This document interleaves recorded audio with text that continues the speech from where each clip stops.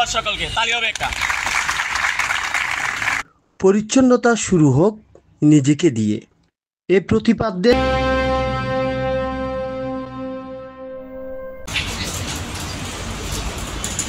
BD clean Boalkhali আয়োজিত ঈদ পুনর্মিলনী ও সদস্য সম্মেলন অনুষ্ঠিত হয়েছে। চেষ্টা করতেছেন না আপনাদের একজন শুধু দেশকে পরিচ্ছন্ন। শুক্রবার 13 জুন বিকেলে বিআরডিবি হলরুমে বিডি ক্লিন বোয়ালখালী উপজেলার সমন্বয়ক মোহাম্মদ ইয়াকুবের সভাপতিত্বে এ সময় প্রধান অতিথি হিসেবে উপস্থিত ছিলেন বোয়ালখালী উপজেলা স্বাস্থ্য ও পরিবার পরিকল্পনা কর্মকর্তা ডাক্তার জাফরিন জাহেদ জিতি। আসলে আমি বিডি ক্লিনের প্রতিটা সদস্যকে খুবই ভালোবাসি, কারণ আমি অনেক জায়গায় চাকরি করে আসছি।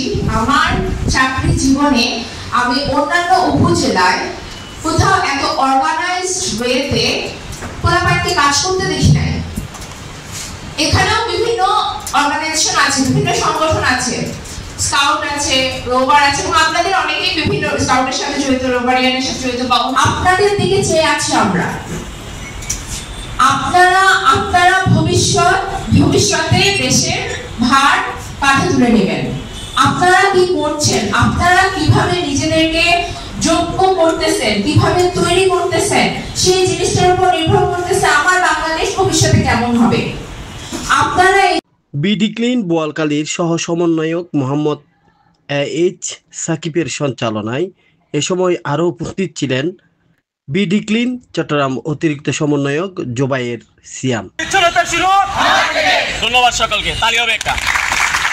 অন্যান্যদের মধ্যে আরও উপস্থিত ছিলেন বিডি ক্লিন কক্সবাজার অতিরিক্ত সমন্বয়ক মোহাম্মদ আকিবুল আলম, বিডি ক্লিন চট্টগ্রাম জেলা সমন্বয়ক আলমগীর খান মুন্না।